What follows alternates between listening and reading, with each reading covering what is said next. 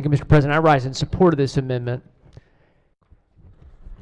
We have a budget in front of us that's north of $70 billion. We are one of the highest per capita state spending states in the country. We have raised taxes and fees over 350 times in the last 3 years as a state. Several of those taxes hit everybody. We've more than doubled our car registration taxes. We've more than doubled the emissions fee. We created a brand new tax on an entire industry that we now are finding out we're not collecting near what we thought, but we created a brand new tax on an entire industry that allegedly we want to be a magnet for. We got through last year's budget balanced on the backs of the largest tax increase in this history of the state. And we're coming into this session saying, hey, great news, we're not raising taxes. But next year looks real rough, and we're increasing spending by $3 billion this year. Now, everything that's been said today about the needs we have and the costs associated is all fair. But it's amazing to me that when we talk about making a very small reduction, this is $500 million out of a $70 billion budget. We raised $1.6 to $1.7 billion in taxes last year alone.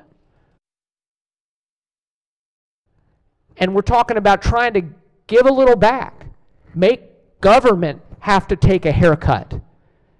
When we've asked taxpayers again and again and again, and not just income taxpayers, we raise that too on the so-called high earners, the people who invest in the job creation quite often. But we also raise taxes on that hit working people worst of all.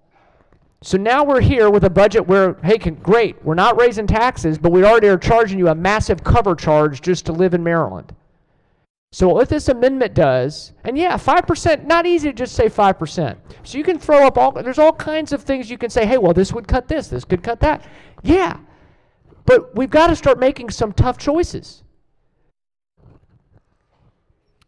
We have to show people we're serious about fiscal responsibility and discipline.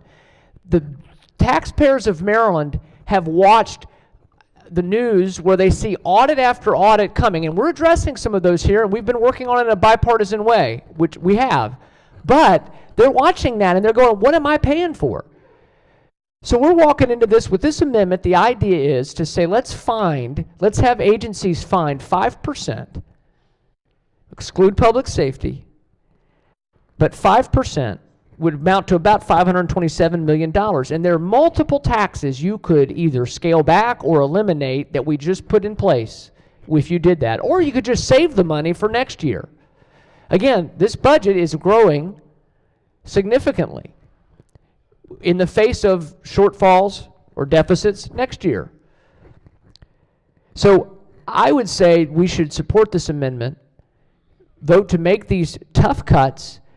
But I got to be honest, 5% can't be the difference between, no, this is the perfect number, and disaster. I'm sorry, that's just not accurate. And we have to be serious about managing the state government. We are too large, and we're not efficient in a number of ways.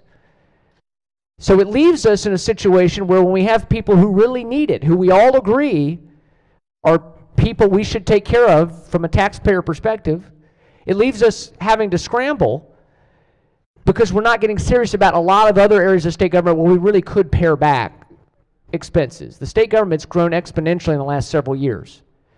So, Mr. President, I support the amendment. I'm thankful for the opportunity to just speak on behalf of our taxpayers and fiscal responsibility.